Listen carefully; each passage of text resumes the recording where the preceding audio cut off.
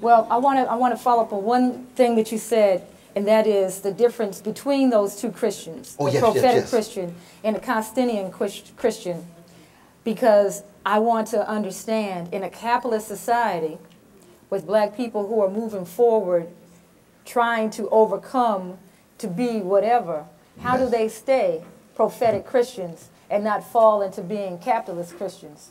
Yes. Well, we put it this way, that Constantinian Christians are those who are highly well adjusted to injustice. Prophetic Christians are highly maladjusted to injustice. Now, we got to feed our precious babies. We had to have jobs, right? I mean, I work at Princeton, historically a bastion of white supremacy. I mean, Paul Robeson run out of town, his father. Y'all know the story. You see. So that question about how do I maintain my sanity and integrity at Princeton? Other than the fact somebody praying for me. That takes a whole lot. No, I have to remain maladjusted where I am. Now you can become so maladjusted you lose your job. That's a crisis. I've had that too, but we won't go into it. And I don't recommend it. But there's ways of being maladjusted on the job while you keep your job so you still don't sell your soul for a mess of pottage and yet you're still part of a traditional struggle. There's ways of doing that. That's part of our improvisational way of dealing, being flexible and fluid in that way. Yeah. But the folks who are so highly well adjusted to injustice, I see them on TV all the time. See them on TV all the time. They just trot them out. They look like they got more and more Negroes. They're just coming out of woodworks now. Just can't wait to give their critique of folk who are trying to keep track of white supremacy and its legacies, the male supremacy and its legacies, the imperial arrogance and power of its legacies and class privilege and so forth. You see. But, you know, some of them are believing in principle, some of them just sold out, and some of them just confused and just driving on the bandwagon of the day. If America shifts to the left, you'll see them shift to the left too, because they're on the gravy train. I mean, just, you know, that happens. That happens a lot in society. We've been living in an ice age for 30-some years in terms of the heat of the 60s and the early 70s. And when Reagan went to Mississippi, declared states' rights in Philadelphia, Mississippi, he knew what he was doing. It was where the 3 freedom fighters of all colors died. And he used the language of the Klan and used the language of the South in terms of states' rights, which is a code word for white supremacy. And he won that election from 1980 to 2008, including the years of Bill Clinton. If it was Clinton, you had the crime bill with the mandatory sentences and the expansion of the prison industrial complex. It's Clinton with the welfare bill. It's Clinton with the consolidation of banks. So you end up with banks shifting away from poor communities and end up with these little institutions with cash your check and want 20% and so forth. That's Clinton year because he deferred to Wall Street elites. Now he still plays saxophone and smiles nice and kind of likes black folk in the abstract and sometimes in the concrete, and that's cool. Because we have a low criteria of accepting white brothers and sisters. We do. We have low criteria. And we got an open heart. He does have a decency, but compared to the others, come on to the party, Bill. Well, the candidates you got out there. But the Ice Age is one in which it became fashionable to be indifferent to those in catastrophic circumstances. Indifferent. That's what we love about these black writers, the Kellans and the Baldwins and others. Because they know indifference is the one trait that makes the very angels weep, is the very essence of inhumanity. Indifference to evil is more evil than evil itself. And if you can ensure people become indifferent, then they hide and conceal the suffering that's going on. And it's not just Republicans, though it's been predominantly Republicans, but not just Republicans. And part of this is part of the challenge right now in our present moment. You say, how do we, now at the melting beginning, the right wing hegemony is beginning to dissolve. They're in deep trouble. You got a war. Billions of dollars, $12 billion that month. We're going to end up spending almost $1 trillion now for the war. You see. Katrina was the nail in the coffin. Because that level of indifference to the suffering of poor, disproportionately black people affected white brothers and sisters who do not want to conceive of themselves as deeply racist. You see, that was part of the effect of the civil rights movement. That white brothers and sisters don't want to be associated with the Klan, don't want in any way to be explicitly racist, even though they colorblind 2 or 3 minutes a day. It's true. Oh, I'm colorblind. I voted for Obama. I feel so good. I voted for a black man. Well, you just said you're colorblind.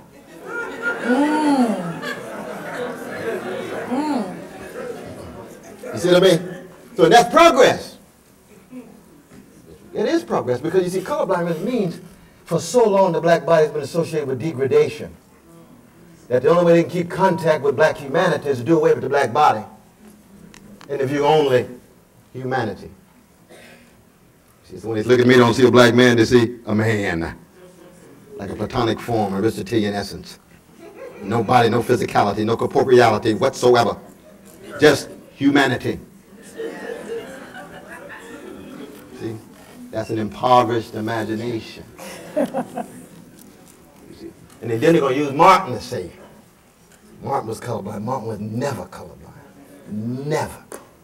Martin said, I don't want people to be colorblind. I want them to be love-struck. Qualitatively different.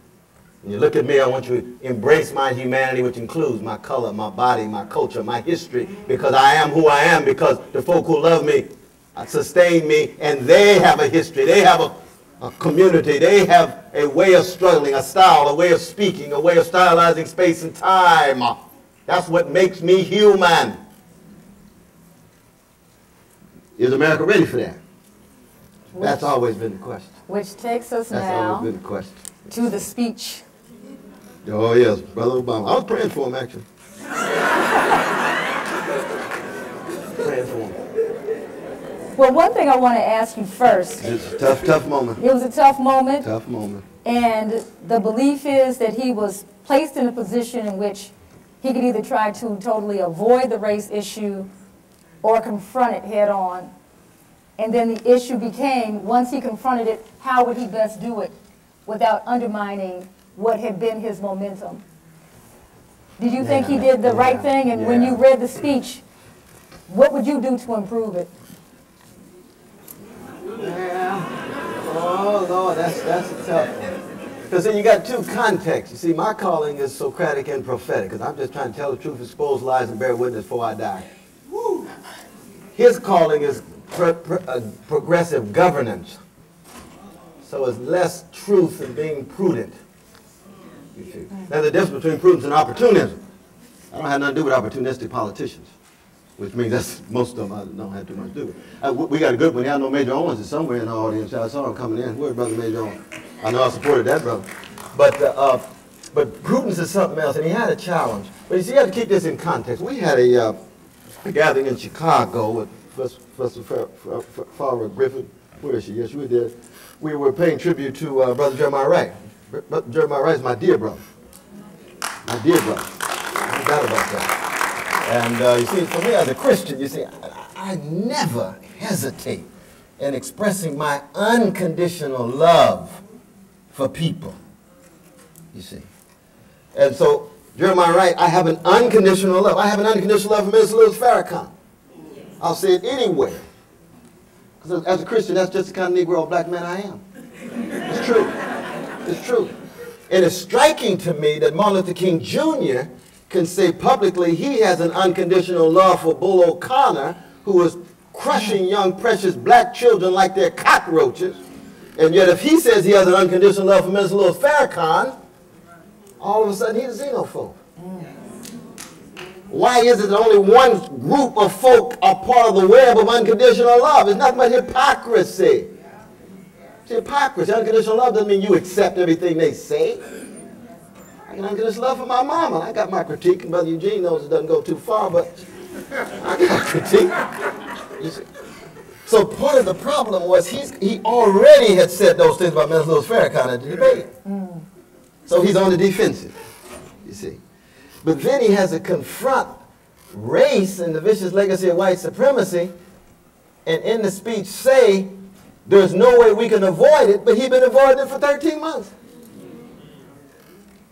Why? Because he knows once he raises the issue, it's so easy to ghettoize him, same as black writers, to get ghettoized and marginalized simply by talking about Jamal and Letitia. It was Jamie and John. Oh, that's something different. They're trying to really be universal. That's very interesting. Crossover.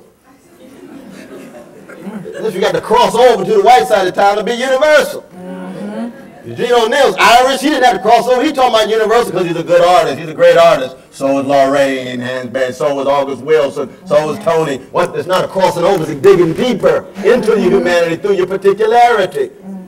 But the same is also true for Obama. But of course, part of the problem was once you buy into holding race at arm's length, and then when you're on the ropes, you got to do your rope-a-dope. See? Then you come out saying, it's an issue we cannot ignore. No, you can't ignore it, but they pounding you.